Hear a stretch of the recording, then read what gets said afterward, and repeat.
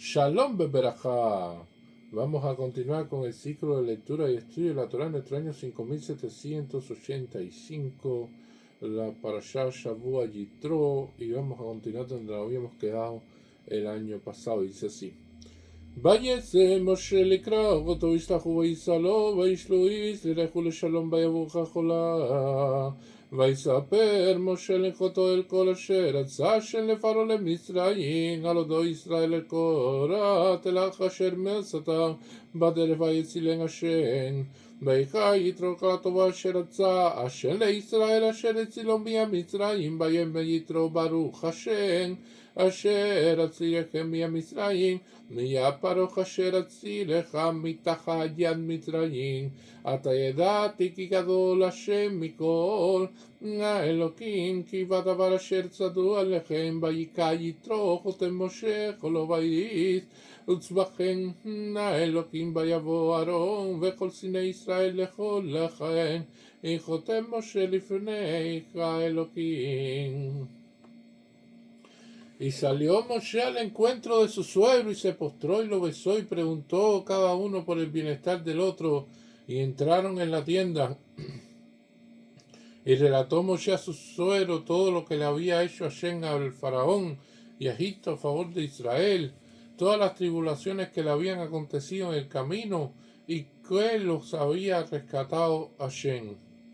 Y se alegró Yitro por todo el bien que había hecho Hashem por Israel, que lo había rescatado de la mano de Egipto. Dijo Yitro: bendito es Hashem, que lo ha rescatado a ustedes de la mano de Egipto y de la mano del faraón, quien ha rescatado al pueblo bajo la mano de Egipto. Ahora sé que es más grande Hashem que todos los dioses, porque precisamente en el mismo asunto en que los egipcios habían conspirado contra ellos, y tomó Yitro suelo de Moshe una ofrenda de elevación y ofrendas festivas para Hashem, y vino Aarón y todos los ancianos de Israel a comer pan con el suelo de Moshe ante Hashem. Y estos son elementos que estamos viendo de Yitro, el suero de Moshe, que se alegra por todo el bien que hizo Hashem por nosotros a la salida de Egipto. Hashem había hecho todos estos milagros y todas estas maravillas que se habían publicitado también en el mundo, pero que habían llegado también a Midian, y Yitro podía conocer en ese momento de que Hashem es único, y que Hashem es uno, de que no existe nadie como Hashem. Y precisamente, ¿cómo lo sabe? Porque él ha sido sacerdote idólatra de Midian, de Abodá Zará. Ha estado toda su vida en la idolatría y ha servido a todos los ídolos y a todas las deidades y a todo tipo de cortes. Ya estuvo en la corte del faraón anteriormente también. Y por lo tanto sabe que no existe nadie como Hashem. Porque toda idolatría conocida, ninguna le ha convencido, ninguna ha sido verdadera, ninguna ha llegado a nada. Y solamente vio a Hashem realizando todas estas maravillas y todos estos milagros que hicieron por nosotros cuando salimos de Egipto. Y Yitro escuchó con alegría todo esto que había hecho Hashem por Israel, que lo había rescatado de la mano de Egipto, bendijo, pero también se sintió apenado, se pudiera decir, por lo que le pasó a los egipcios. Yitro tenía cierta preocupación por lo sucedido a los egipcios. Y ahora la pregunta es la siguiente: ¿acaso nosotros nos preocupamos por lo que le sucedió a los egipcios? ¿Existe algún Divar Torah por allí, de algún rabino, de alguien que diga que no, estamos preocupados, pobrecitos los egipcios, mira lo que les sucedió, los egipcios, mira cómo sufrieron, mira las plagas? No existe para nada una preocupación de nuestra parte por lo que le sucedió a los egipcios. Nunca he escuchado un comentario al respecto y no existe nada de preocupación con respecto a eso. Entonces, ¿por qué Yitro viene a preocuparse por los egipcios?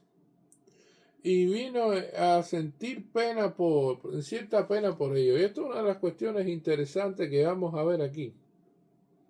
Y la pregunta la responde la Gemara diciendo que Yitro pertenece a un pueblo, el pueblo de Midian, que es cercano a los egipcios, que había sido emparentado con ellos. La familia de Yitro tenía un pasado en Egipto porque Yitro había sido consejero del faraón en Egipto. Y eso lo explica en Midrash Rabbah. Entonces había una cercanía con Egipto y de ahí a esa cercanía hubo un sentimiento y de ese sentimiento existe un dolor y una preocupación por lo que le sucedió a los egipcios. Y eso es importante entenderlo, porque siempre existen sentimientos ante las cercanías de las cosas o hacia el origen de las cosas. Y esto tiene que ver de que las personas tienen siempre un sentimiento de acercamiento a sus raíces. Y eso es una de las cuestiones interesantes que vamos a ver. Y hoy, por ejemplo, en Cuba, cuando vemos que han emigrado tanta gente, ha sido una inmigración masiva a diferentes países del mundo, vemos de que muchas de las personas cuando llegan a otros países empiezan a decir que las frutas no saben como sabían en Cuba, de que esta comida no es igual que la que ellos se comían en Cuba, que el sabor que había en Cuba es mucho más delicioso de lo que existe en otros lugares que tienen de todo. Y entonces, teniendo en cuenta eso, lo que existe también es un sentimiento, se puede decir, de añoranza, de recordación, que tiene en cuenta la persona con sus raíces, con sus orígenes, los cuales se hace acordar de las cosas que había o de las cosas que vivió en el país de origen y que por lo tanto tiene todos estos elementos dentro de él que forman parte de, se puede decir, de lo que es, forman parte de su personalidad. Y tenemos elementos de eso y muchas declaraciones de personas, ¿no? De que han ido y que dicen, no, pero esta fruta que se comía allá en Cuba, eso sí tenía sabor, esto que viene aquí no tiene sabor ninguno. Y cosas así que uno lee y que uno ve y que realmente nos sorprende, ¿no? Precisamente a los que seguimos viviendo aquí. Y es uno de los elementos a tener en cuenta, pero no solamente es aquí, sino en otras partes del mundo también. Porque he hablado en otras ocasiones de un colombiano que fue a vivir a Israel y que hizo aliá para Israel. Y cuando hace aliá para Israel, después de vivir 20 años en Israel, regresa a Colombia de visita y llega a Colombia y entonces en el viaje de regreso a Israel, donde finalmente está residiendo, trae 3 maletas de sobrepeso. ¿Qué traen las 3 maletas con sobrepeso hacia Israel? Lleva comida colombiana, porque no la hay así con ese sabor en Israel. En Israel no hay comida, sí hay comida muchísima, pero él quiere el sabor de Colombia, el sabor de la tierra de Colombia donde él nació. Y entonces, teniendo en cuenta eso, ese hombre va cargado con 3 maletas de sobrepeso de comida. Y esto es uno de los elementos a tener en cuenta, el sentimiento que uno tiene hacia la tierra natal, hacia su cultura, hacia su idiosincrasia, hacia su personalidad, hacia toda una serie de situaciones en las cuales la persona tiene añoranza por su lugar de origen. Y entonces aquí en Yitro lo estamos viendo, ¿no? De que Yitro tiene un sentimiento de pertenencia y de sus raíces en Egipto, cuando él fue un consejero del faraón, cuando estuvo con su familia allí, cuando participó con los egipcios, cuando se emparentó con ellos, o sea, toda una serie de elementos que lo hace preocupar por los egipcios. Y esto es una de las cuestiones interesantes. Pero nosotros vamos a ver que nosotros como pueblo de Israel respetamos a todas las personas de donde vengan y es importante siempre eso. De hecho, nuestra sinagoga se llama Adá Israel, que significa congregación de Israel. Y aquí están judíos tanto askenazíes como sefaradíes, y juntos, respetando a cada uno en un ambiente de alegría, tienen una experiencia en nuestra sinagoga que resulta única y que nos da maravillosos recuerdos para tener en cuenta en nuestras vidas. Y eso forma parte de la verajá de nuestra Keilah en tiempos difíciles. Un lugar donde existe todo ese respeto, donde existe toda esa armonía, donde nos sentimos bien, forma ya congregación de Israel, de diferentes sentimientos en los cuales estamos viendo aquí. Ahora, cuando Yitro se refiere precisamente a que se salva el pueblo de Israel, lo dice en singular. Bendito es Hashem de lo que ha rescatado a ustedes de la mano del faraón, y lo ha rescatado de Egipto, quien ha rescatado al pueblo de Egipto. Y esto es una de las cuestiones interesantes de todo lo que había hecho por Israel, e Israel en sentido singular, como si fuera un solo pueblo. Y ahora la pregunta que hacen nuestros sabios cuando aquí lo dicen, cuando lo dicen la expresión, Vayajá Yitro al Kol HaTová Asher Atzá Hashem le Israel Asher Itziló Miyam Israel. O sea, todo lo que hizo por él, por el pueblo de Israel, no por todas las personas o todo el mundo. Es como si el pueblo hubiese sido conformado por personas que todos pensaban iguales, que estaban en una unidad completa. Y ahora la pregunta que hace nuestro sabio con respecto a esto, porque está en singular y tiene un significado muy grande, en Egipto el pueblo de Israel pensaba como con un solo pensamiento, tenía esa unidad, tenía ese acercamiento entre todos ellos. Eso realmente era así en Egipto. Y la respuesta es no. En Egipto el pueblo de Israel no era unido para nada. En Egipto el pueblo de Israel estaba dividido en diferentes grupos y en diferentes tribus y en diferentes formas de pensamiento. Y cada uno de estos pensamientos no eran evidentemente iguales. Habían una gran mayoría que pensaba diferente. Una gran mayoría que era el 80% de la población judía no quería salir de Egipto. El 80% de los judíos no quería ser libre.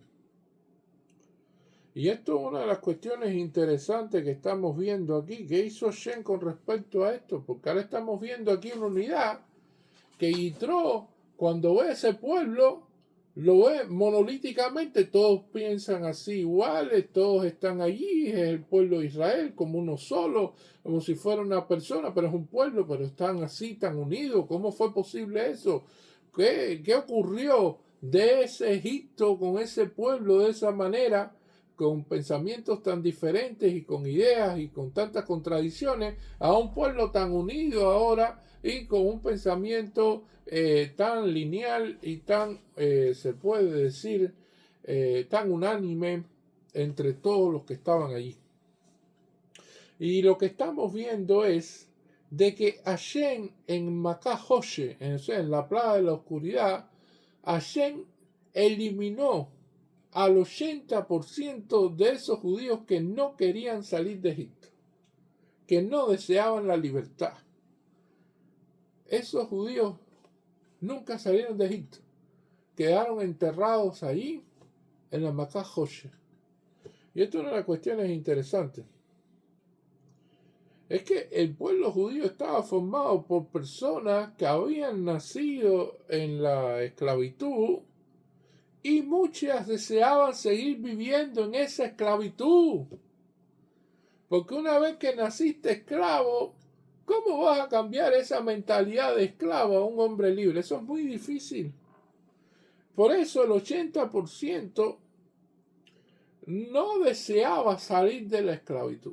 Lo que deseaba era que fueran menos maltratados, que fueran, no existiera trabajos tan duros y que pudieran comer algo mejor, alimentarse algo mejor, pero no deseaban salir de Egipto. Ellos querían seguir bajo el mando del faraón y bajo el mando de toda la nobleza egipcia. Eso no era un problema para ellos.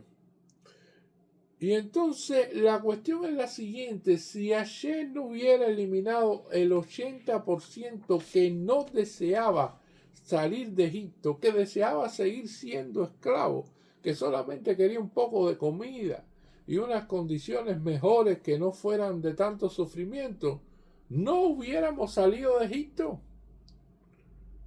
¿Cómo si la mayoría no quería salir? Este es un ejemplo que se ve aquí, que no siempre lo que piensa la mayoría es lo correcto. A veces sucede en la historia, y sucedió aquí en Egipto con el pueblo de Israel, que la mayoría está equivocada. No siempre lo que cree la mayoría es lo que le conviene a todo el pueblo o lo que le conviene a ellos mismos. Y esto es un ejemplo interesante. ¿Por qué Hashem elimina el 80% precisamente en la plaga de la oscuridad? Y esto es otra de las preguntas que hacen nuestros sabios, porque hay 10 plagas. Puede eliminar a ese 80% si son personas que en definitiva se van a oponer a la salida de Egipto y que van a ser imposible de que salga. Entonces podría haber utilizado otra plaga. Pero la cuestión es que es la plaga de la oscuridad. Y dicen nuestros sabios que era para que los egipcios no vieran esto. Los egipcios en la plaga de la oscuridad estaban ciegos, no podían ni moverse. El que se quedó de pie, se quedó de pie, el que se quedó sentado, se quedó sentado, y ninguna de las personas podían ver lo que estaba sucediendo, mientras que para los judíos había luz y podían ver. Entonces esas personas, ese 80% iban a morir y iban a ser enterrados. Una vez que los egipcios salieron de la plaga de la oscuridad, no iba a haber el entierro ni vieron cómo murieron. Por lo tanto, no iban a poder decir, no, mira, pero las plagas no le están afectando solamente a los egipcios, también le están afectando a los judíos. Mira, ustedes tienen muertos, ustedes tienen problemas, ustedes también están siendo afectados. Entonces eso realmente no es como ustedes dicen. Y entonces, teniendo en cuenta, para que los egipcios no dijeran eso, por la vergüenza que sería también para el pueblo de Israel, que toda esta gente no quisiera salir en libertad y que quisieran seguir allí y que estuvieran muriendo y que los egipcios estuvieran viendo eso y se alegraran evidentemente por eso. Entonces Hashem decidió utilizar esta solución en medio de la plaga de la oscuridad para que los demás no pudieran ver nada. De todas estas personas, solamente el 20% fue el que se salvó para salir de Egipto. Pero de ese 20%, solamente 2 personas entraron en la tierra prometida finalmente. Que uno fue Caleb ben Jefune y el otro Yoshua ben Nun. O sea, que todo un pueblo tuvo que morir en el desierto. Porque tenía que surgir un nuevo pueblo con mentalidad de libertad y de servicio a Hashem. Porque evidentemente ese pueblo, que fue el 20% que deseaba salir de Egipto, no fue suficiente en el cambio de la mentalidad de gente libre, porque era un pueblo que, aunque deseaba la libertad, seguía con mentalidad de esclavo. Y estos son elementos importantes a tener en cuenta, porque ocurre después del testimonio de los espías de Tisha B'Av y todas estas cuestiones, las cuales hablan de manera negativa de cómo el pueblo fue muriendo año por año en cada Tisha B'Av durante 40 años, para que precisamente se fuera renovando con personas que nacían en libertad en el medio del desierto. Porque es muy difícil, y lo explican nuestros sabios, que una persona con mentalidad esclava, que ha sido esclavo toda su vida, cambie. Y por eso tuvieron que fallecer en el desierto para dar paso a esas nuevas generaciones que sí querían llegar a Eres Israel, que sí querían conquistar la tierra, que sí querían luchar por esos ideales. Y es que la situación mejoró también para los judíos. En el último año en que empezaron las plagas, paró el sufrimiento también del pueblo de Israel a medida que empezaron las plagas, y también fue bueno para hacer negocio. Y se lo digo que en la plaga, por ejemplo, de la sangre, y lo explica a nivel de Mirash, los judíos podían venderle el agua a los egipcios en la plaga de la sangre. Y si se la vendía a un egipcio, el egipcio pagaba por eso, y la sangre no llegaba al vaso de agua. O sea, para los judíos había agua, y si los egipcios la pagaban, podían entonces tomar agua potable si se la pagaban a los judíos. Y eso se convirtió también en algo lucrativo. Y entonces ellos vieron de que la situación mejoraba para ellos y dijeron, no, espérate, ya las condiciones están bien, porque ya no tenemos que hacer el trabajo este de esclavo, y ya tenemos buena situación de buenos negocios, y ya esto, no, ya a Egipto nos conviene, qué libertad, no. Lo que queremos es un poquito de mejoría para nosotros seguir en las mismas. Y esto es una de las cuestiones que estamos viendo aquí. Y entonces, ya a ese 20% que sale, es el 20% que tienen un mismo pensamiento de salir de Egipto, y es como si fuera un solo corazón. Por eso es que Yitro puede decir la expresión de el pueblo como uno, y entonces como de manera singular, precisamente en la forma en que aparece aquí explicado en la Perashá. Ahora bien, nosotros siempre que tenemos con nuestros compañeros, siempre estamos en los momentos de alegría y en los momentos también que no son de alegría, de tristeza. Y siempre los acompañamos en eso, y tenemos en cuenta los sentimientos de cada persona. Ahora, hay una pregunta que hace Seforno con respecto a esta cuestión de que si está bien alegrarse por el sufrimiento o la muerte de los egipcios. Y esto es un elemento que aparece también en la discusión de nuestros sabios con respecto a la Parashá Shavua. Y vamos a ver de que hay un pasú que dice, y que lo trae a este contexto, Babor Shain Rinah. Dice, cuando se exterminan los malvados, alégrate. O sea, realiza una fiesta por eso.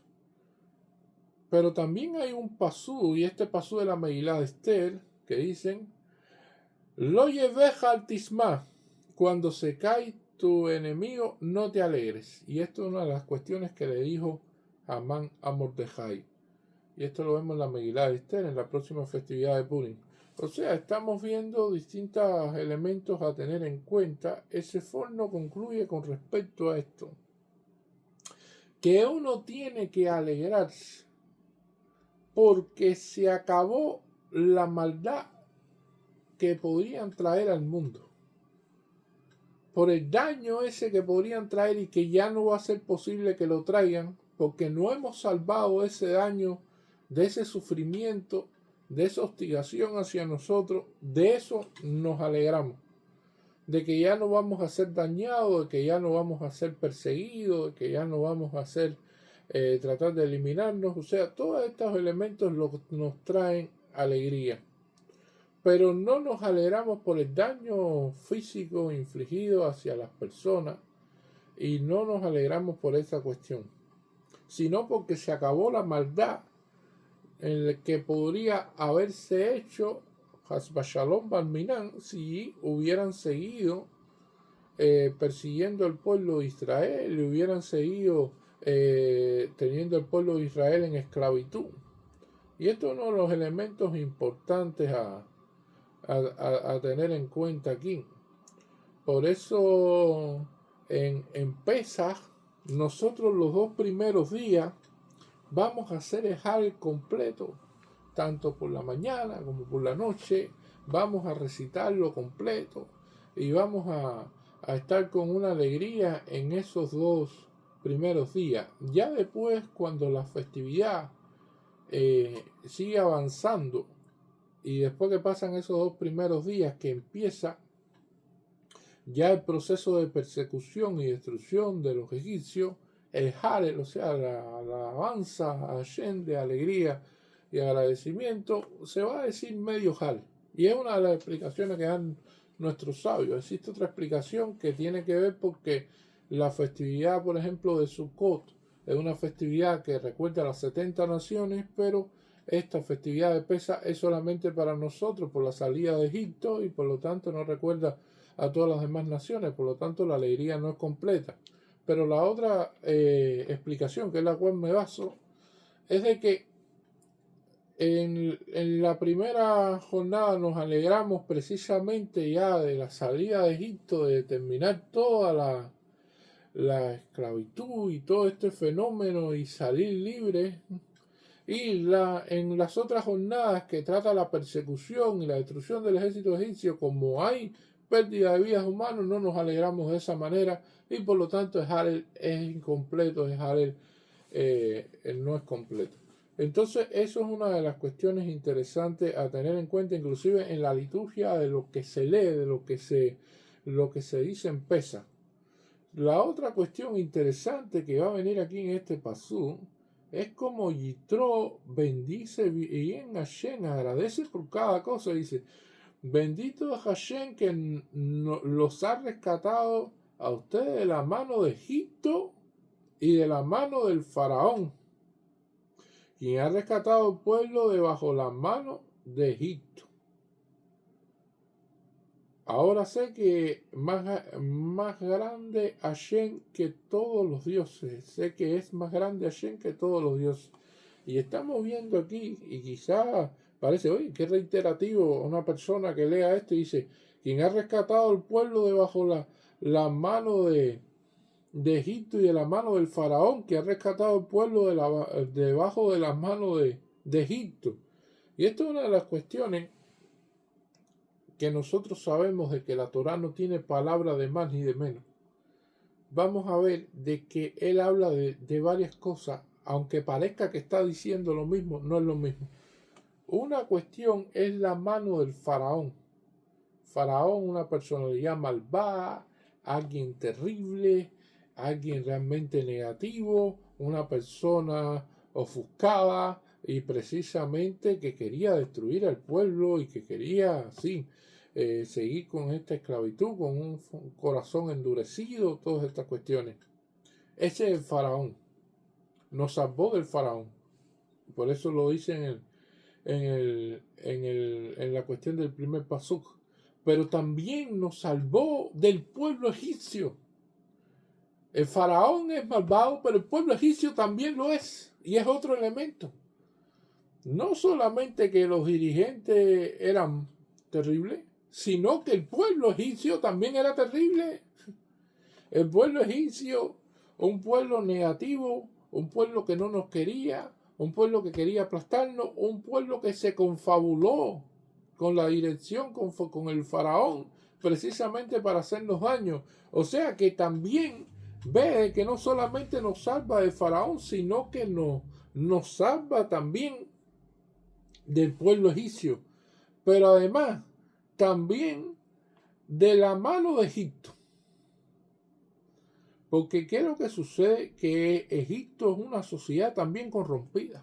Lo salvó usted de toda la corrupción que había allí, de los 49 niveles de impureza que ustedes tenían, de todas estas cuestiones negativas que habían allí. Y esto es algo importante a tener en cuenta, porque no solamente es el dirigente, el faraón, no solamente es un pueblo que también es negativo, sino también todas las costumbres y todas estas cosas que también vienen en su propia idiosincrasia que son negativas, y entonces te salva a ti de todas esas cosas, sale de todo ese ambiente. Y esto es un elemento importante porque haciendo un poco de historia, y no hace tantos años, 80 años atrás, donde estaban los nazis, los alemanes, más llamó que su nombre se ha borrado, y fueron a Polonia y llegaron allá, y entonces fueron a buscar a los judíos, Muchas veces personas dentro del pueblo polaco hablaban y decían, mira, ahí están allí, ese judío, el otro judío. Y entonces en todo momento los delataron.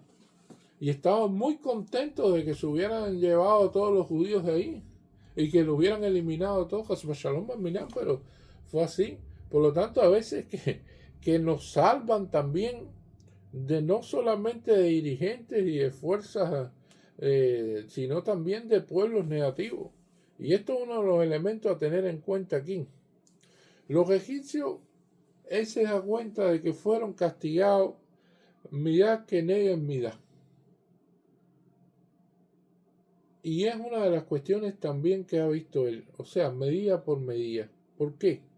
Porque así como el faraón tiró a los niños al Nilo y así quiso eliminar la posibilidad de que saliera una persona que sería el guía y el redentor del pueblo de Israel, que guiaría todo este proceso, también utilizando el agua, Hashem eliminó al ejército del faraón que sea ahogado por el agua. O sea, es medida por medida. Tú daste a los niños, ahora te vamos a ti, al ejército que tú tienes. Y entonces Yitro parte de este convencimiento de que Hashem es el más grande y que no las otras deidades y todas estas cosas que él ya conocía y que había sido de Abodazará, ya no lo veía, de que lo demás no tenía ningún tipo de relevancia en este mundo, solamente Hashem. Y esto es importante porque no lo estamos diciendo nosotros. Nosotros, el pueblo de Israel, siempre que le leyó en Hashem, y Hashem siempre para nosotros fue uno y único. O sea, Hashem para nosotros lo es todo. Pero lo está diciendo el sacerdote de Abodazará, conocido en todas esas partes, una personalidad, no era cualquier cosa. Yitro era una persona bien conocida, consejero del faraón. Y está diciendo, no, todas estas cosas que nosotros servimos, todos estos ídolos, toda esta Abodazará, no sirve. Esto no funciona. Entonces, es una persona que está diciendo que perdió el tiempo él mismo en cosas que no tenían ni servían para nada. Entonces, teniendo en cuenta eso, es una forma de proclamar también la grandeza de Hashem en este mundo. Y entonces fueron testigos en ese momento, evidentemente todos ellos, de toda esa grandeza, porque Hashem se quiso mostrar. No es como hoy en día está en manera oculta. Las acciones de Hashem no se ven tan claras como se vio allí en Egipto, y yo lo explicaba en esta semana, de todas estas cuestiones, como pasaba de que Hashem nos llevaba ahí a la mano, de la mano decía, no, hacia la derecha, hacia la izquierda, con las columnas de humo, con las columnas de fuego, con todas estas cosas, una guía y un acompañamiento cercano ahí al lado nuestro. Y entonces la presencia de Hashem en este mundo, en esta actualidad, en este contexto ahora, en el presente, no se ve así. De hecho, no tenemos el Beit Hamikdash todavía. Y no tenemos esa Shejinah que vieron ellos como tal, como se reveló en esas épocas pasadas. Y entonces vemos aquí cómo Moshe sale al encuentro de su suegro y cómo lo besa y cómo le rinde honores. Y aquí se aprende de respetar al suegro y a la suegra. El líder del pueblo de Israel le da honores a Yitro, un sacerdote de Abodazará de Egipto, que es su suegro. Y aquí vemos la gran humildad de Moshe Rabbeinu. No existe nada más humilde, nadie más humilde que Moshe Rabbeinu en este mundo, que ocupó un lugar único y iba al encuentro a saludar a su suegro, un sacerdote de Abodazará y todas estas cosas. Moshe, como ningún otro, pudo hablar así directamente con Hashem de manera diaria. de esa línea directa, esa comunicación directa. Y teniendo en cuenta eso y todos los milagros y maravillas que ocurrieron bajo su liderazgo, y todos los eventos que hasta hoy en día lo vivimos diciendo y los recitamos diariamente en todos los servicios religiosos que hacemos, y estamos viendo su nombre en la Torá constantemente. Y sin embargo es una persona que fue muy humilde. Y esto es un elemento importante a tener en cuenta. ¿Cuántas personas no han tenido ni el 0,0001% de lo que fue Moshe y ya se creen que, bueno, hay que tirar la alfombra roja para verlo? Y esto es importante en la vida, ¿no? Pues nos da cuenta de cuán pequeños somos nosotros y cuán grande es Moshe. Los Yodí deben tener una vida de respeto, de honor, de sabiduría. Y Yitro, según muchas opiniones, fue al encuentro con Moshe en Moshe Yom Kippur. Y entonces Moshe estaba en ese día, ya después que pasó Yom Kippur, estaba en el proceso de juzgar al pueblo. Y empezaba un trabajo que era desde por la mañana hasta el anochecer, todos los días. Y es una de las cosas interesantes que el pueblo, que él vio el trabajo que estaba pasando. Y Yitro le da el famoso consejo que designe jueces, que ese es precisamente el secreto del éxito de una gran empresa, de una corporación, porque precisamente se delega algunas de las funciones, y estas funciones bien delegadas en personas capaces, idóneas, entonces pueden llegar a, por supuesto, a tener una mayor efectividad y pueden llegar así a diversificarse. Y entonces, teniendo en cuenta eso, Yitro dice esa cuestión y es aceptado. Y este consejo de Yitro se ha hecho universal en la humanidad. O sea, todos los países tienen tribunales y esos tribunales están a nivel municipal, a nivel provincial, a nivel también nacional. O sea, todo existe un sistema de justicia en cada país con jueces que juzgan distintos casos y no es una sola persona la que juzga todo lo que sucede en el país. Entonces, eso teniendo en cuenta ha sido, se puede decir, un consejo que está aquí plasmado en la Torá, que lo tomó el pueblo de Israel, pero que se extendió al resto de las naciones de la humanidad. Eso sí también ha sido otro aporte nuestro a la humanidad. Bueno, muchas gracias.